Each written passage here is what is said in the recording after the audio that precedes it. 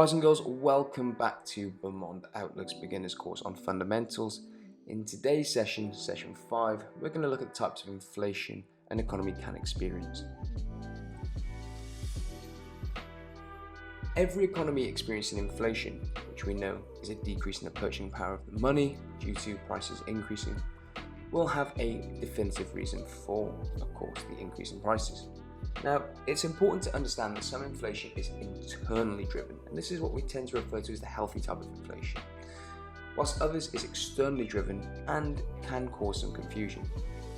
Some inflation measures are healthy to see as a result of internal growth, whilst others are driven by external influences not relevant to any internal growth whatsoever or any homegrown inflation that is a result of a healthy economy. So let's take a look at the types of inflations below in the following slides. Demand pull inflation. Demand pull inflation is due to an overall economic increase in the demand for goods and services in the economy. The increase in demand causes price levels to rise as businesses capitalize on the increase in consumer demand by, of course, raising their prices. This can happen when consumers have more disposable income to spend or when the government increases spending to stimulate an economy. The increase in spending power causes more demand, and businesses respond by, of course, raising prices to meet this demand. As a result, the prices of goods and services increase, which is known as a demand pull inflation. It is a simple equation. If you can't afford it, you can't have it, I'm afraid. And other people out there will afford it and will pull the price up. So let's say you own a car dealership. You yourself sell 100 cars a month and all cars are £1,000, or in this case dollars. You notice all your stock selling out in January and February, to the point where people are coming to your shop and looking for a car and you're empty-handed. To capitalize on this increase in demand, you raise your prices to $1,050, or in other words, 5% inflation, knowing that if demand remains high, the consumer will pay the increase as there is a limited supply of your cars. Demand is quite literally pulling inflation higher. If demand exceeds supply, firms will respond by pushing up prices. Cost push inflation. This occurs when there is a rise in the price of raw materials and higher taxes, and so on. The companies, working internally within the economy, therefore push the cost onto the consumers instead of taking a hit on their profit margins. Cost push is simply when a business receives higher input costs on the goods and services that they provide. For example, an avocado in your local shop. Now let's say an avocado costs £2.50 per avocado to purchase. The shop is buying the avocados for £2 and selling them for £2.50, therefore making 50 pence, right? But suddenly there is an increase in price for the shop to purchase the avocados. They are now paying £2.50 per items instead of £2.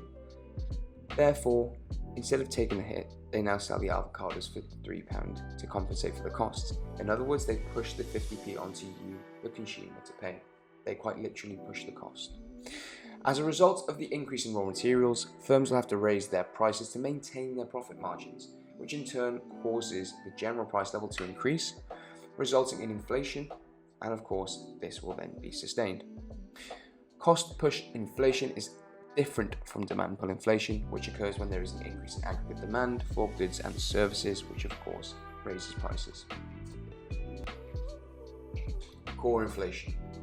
This is known as the true measure of internal inflation. It is simply the inflation rate that removes any temporarily volatile factors that are occurring globally, such as energy, material, agricultural, alcohol, tobacco and food prices that are known to be volatile and can spike both upwards and downwards at any given moment. The idea behind core inflation is to provide a more stable measure of underlying inflation trends. Core inflation takes the overall inflation rate in the economy and subtracts all inflation derived from volatile goods and service prices, then presents the core, internal, true inflation representation. Another good way to view core inflation is the constants in an economy.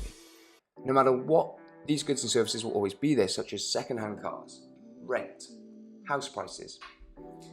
Many factors can cause short-term spikes and skews in the price of goods and services, such as weather-related crop failures, natural disasters, changes in energy prices, and even production prices.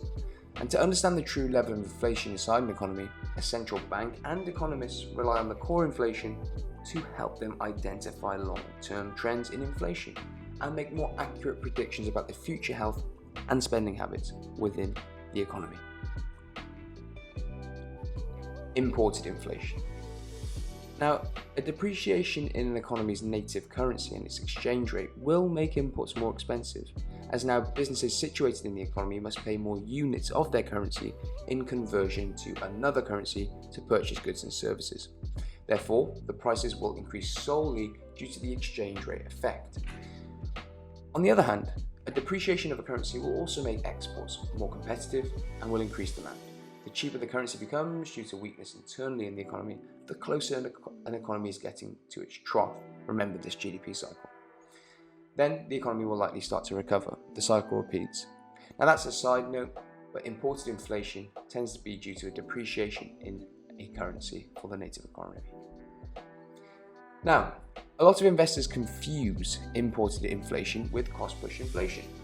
Cost push refers to the cost of production increasing. This leads to higher prices for goods and services, and this can happen when there are increases in, like we mentioned, raw materials, labour costs, or taxes. Many reasons are given to businesses to push the cost onto consumers.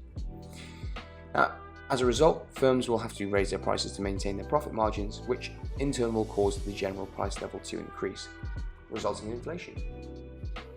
Whereas imported inflation, on the other hand, occurs when the prices of goods and services that are imported into a country increase, or the amount you have to pay for them increases. This can happen due to a variety of factors, such as an appreciation of the country's currency, the country that you're dealing with that is, a rise in the price of the native commodity, or an increase in tariffs. Sometimes it may even be a shortage in the commodity.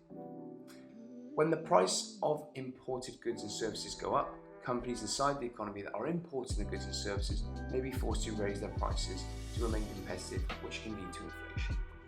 In summary, cost push inflation is caused by rising production costs, while imported inflation is caused by rising prices of imported goods and services. Hyperinflation. This is a term used to describe rapid, parabolic, excessive and out of control price increases across the board in an economy. While inflation measures the pace of rising prices for goods and services, hyperinflation is rapidly rising inflation, typically measuring more than 50% per month. This form of inflation is very rare to experience, and likely we see horrific economic conditions during hyperinflation. Hyperinflation is typically caused by an excessive increase in the money supply, often as a result of the government printing money to finance excessive spending or debt. Other factors that can contribute to hyperinflation include war, political instability, and a loss of confidence in the currency. A good example of hyperinflation and case study is Germany post-World War II. Wage inflation. Wage inflation is an increase in wages and salaries that leads to higher pay. When wages increase, consumers are likely to spend more, which ultimately leads businesses to take advantage of this increase in demand over their limited supply by increasing prices. You could argue that there is a doom loop with inflation, especially wage inflation. The higher wage inflation moves, the more money consumers have to spend, the higher prices go, and so on and so forth. And therefore the solution to controlling this, unfortunately, is that unemployment must rise and reset the wage standards in the economy. Wage inflation can be caused by factors such as an increase in labour productivity, an increase in demand for labour, an increase in the cost of living, government policies, an increase in the inflation rate, and a low unemployment rate. Now let's talk internal versus external inflation. Internally generated inflation and externally generated inflation are two ways to classify the causes of inflation. Internally generated inflation refers to inflation that is both generated and created internally within the economy due to the microactivity internally. Typically, as a result of excessive money creation, printing, or other factors such as increase in wages or costs of goods and services, this type of inflation is often caused by government policies such as expansionary, monetary, or fiscal policy. Don't worry, we're going to be covering that soon. Or by structural factors such as supply chain, bottlenecks, or changes in labour market conditions, usually shortages. Externally generated inflation, on the other hand, refers to inflation that is caused by factors unrelated to the economy in focus, factors that are quite frankly out of the economy's hands, such as volatility or sudden depreciation in the native currency, trade tariffs, or changes in the price of commodities such as oil. In short, internally generated inflation is caused by factors within the economy, whilst externally generated inflation is caused by factors outside of the economy. We tend to associate internally generated inflation with economic strength, as it tends to be consumer driven, whilst external inflation tends to be relative yet non-representative of economic strength.